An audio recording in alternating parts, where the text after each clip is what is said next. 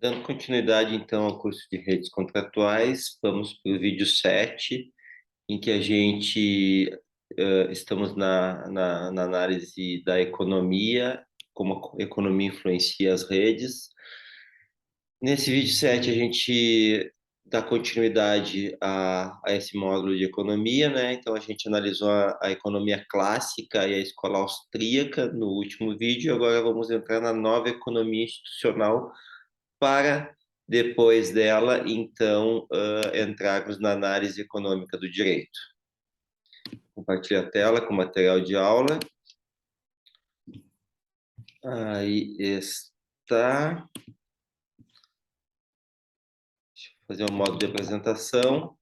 Então, estamos dentro do neo-institucionalismo, ou nova economia institucional, uma escola da microeconomia, em que os principais autores são, os principais cientistas, pesquisadores, são os economistas Ronald Coase, nascido em 1910 e falecido em 2013, e Oliver Williamson, nascido em 1932, falecido em 2020. Coase é britânico, Williamson é norte-americano, e digamos que tudo começou com um artigo de Coase, que depois virou um livro, de 1937, portanto ele tinha 27 anos, em que o artigo é intitulado A Natureza da Firma, em que ele, então, passa a apresentar o seu olhar sobre a firma, sobre o papel dela na economia, na sociedade,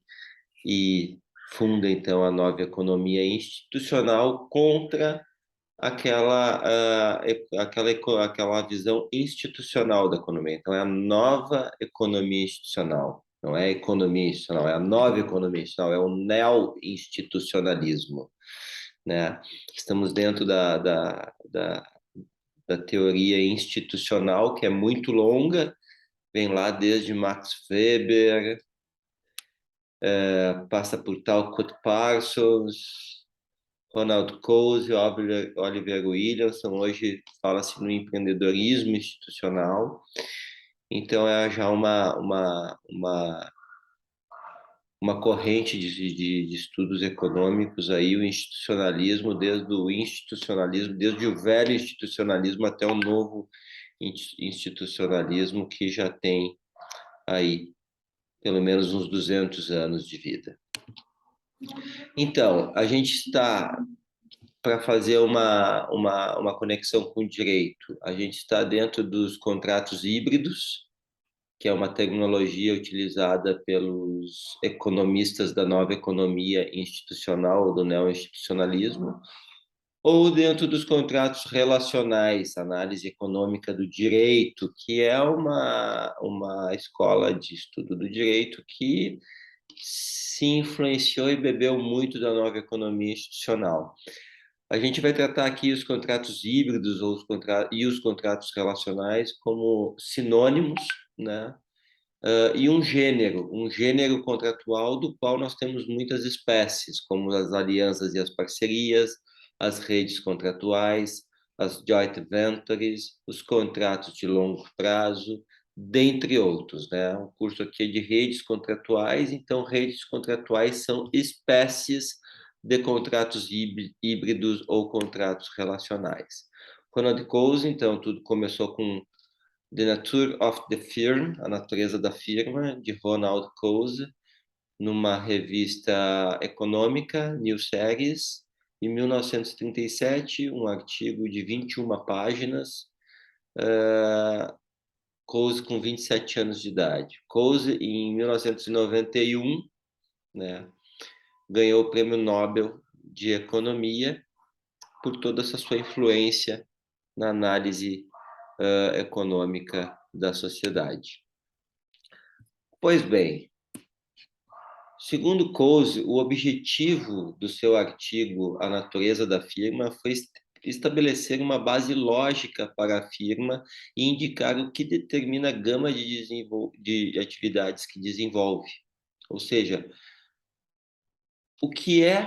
qual é a base da firma, né? E o que determina as suas atividades, né? Qual é a base da firma e o que determina suas atividades? A origem do crescimento das firmas é proposto no sentido de que elas crescerão enquanto for mais barato racionalizar os custos de transação de um determinado produto internamente, ao invés de adquiri-lo diretamente no mercado.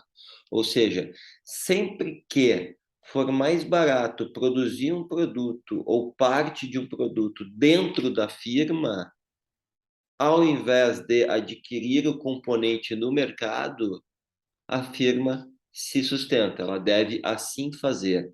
A firma existe justamente porque é mais barato fazer a produção interna do que a aquisição no mercado. Sempre mais barato? Não, algumas vezes. Nessas vezes é que a firma, segundo Coase, teria sentido. Segundo Coase, a teoria econômica até então se preocupava apenas com o funcionamento de um mercado não realista, ignorando algo tão importante para o funcionamento das modernas economias do mercado, que são as firmas. As firmas, elas existem para ter economia econômica. É mais barato fazer, é menos custoso fazer uma operação econômica com uma firma do que sem ela. Nas palavras de Coase, a principal razão pela qual é lucrativo estabelecer uma firma pareceria ser que existe um custo de utilização do mecanismo de preço, uma vez que seria bastante oneroso celebrar inúmeros contratos para cada transação de troca. Então, a firma é uma forma de economizar, né? É uma forma de ter menos custos quando se vai ao mercado. E no mercado, né, o mecanismo preponderante de atuação do mercado é o mecanismo de preço. Os custos de transação, portanto, desempenham um papel crucial na determinação de como os direitos são usados ou exercidos. A existência desses custos de utilização no mercado de preço, do mecanismo de preço, ou custos de transação, deriva basicamente de dois fatores. Em primeiro lugar, a falta de informação. Em segundo lugar, existem custos derivados da necessidade de negociar e confeccionar contratos para cada transação. Então, quando se organiza a atividade econômica dentro de uma firma, a transação de cada negócio ele se torna mais barato. E isso se dá em face da internalização de muitas produções, o que evita o desconhecimento do mercado estar negociando cada troca, está contratualizando cada troca, cada venda, cada compra e venda, cada prestação de serviço. Então, em face dessas incertezas, desse livre mercado competitivo, muitas vezes é menos custoso internalizar a atividade econômica do que externalizar toda ela no livre mercado. Nisso, a firma, né, então, ela significa para a economia menos custo. Uma alternativa para a redução desses custos, diluindo em um número grande de transações, seria a criação de contratos de longo prazo.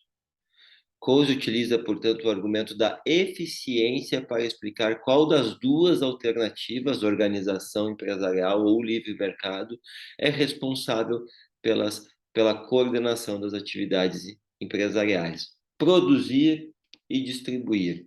Então, a eficiência econômica é o que determina como uma empresa ela vai atuar no mercado. Veja o que é. Eficiência econômica determinou, primeiramente, para a Coase, a origem da criação da firma, da existência da firma. A firma existe, as firmas, as empresas existem para evitar custos, para a operação econômica ser menos custosa, né? É mais barato ter empregados CLT do que trazer colaboradores de fora da empresa e todo dia ter um contrato com eles, contratos diários para eles executarem seus serviços. Hoje em dia a gente vê que chegou um momento em que é mais barato, às vezes, terceirizar do que internalizar. É justamente isso. Entre terceirizar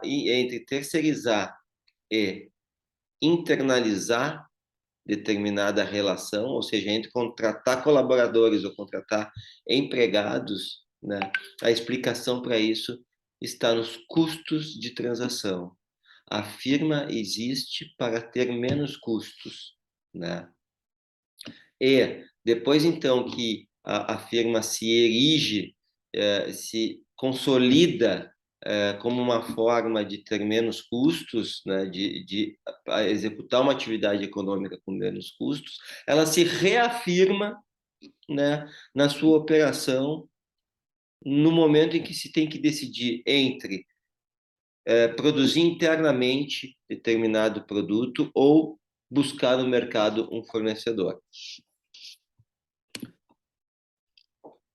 Passamos agora para Oliver Williamson, que nascido em 1932, falecido em 2020, também é prêmio Nobel em 2003, se eu não me engano. Escreveu esses 3 livros que são fantásticos, dentre outros, mas aqui eu trouxe 3: Os Mecanismos de Governança, As Instituições Econômicas do Capitalismo e os Mercados e as Hierarquias.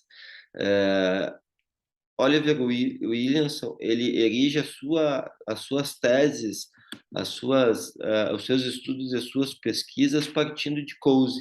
Ele entende que o conceito de custos de transação, e aí ele vai e ele explora o conceito de custos de transação, conceito que era de Coase e é então mais desenvolvido pelo Williamson.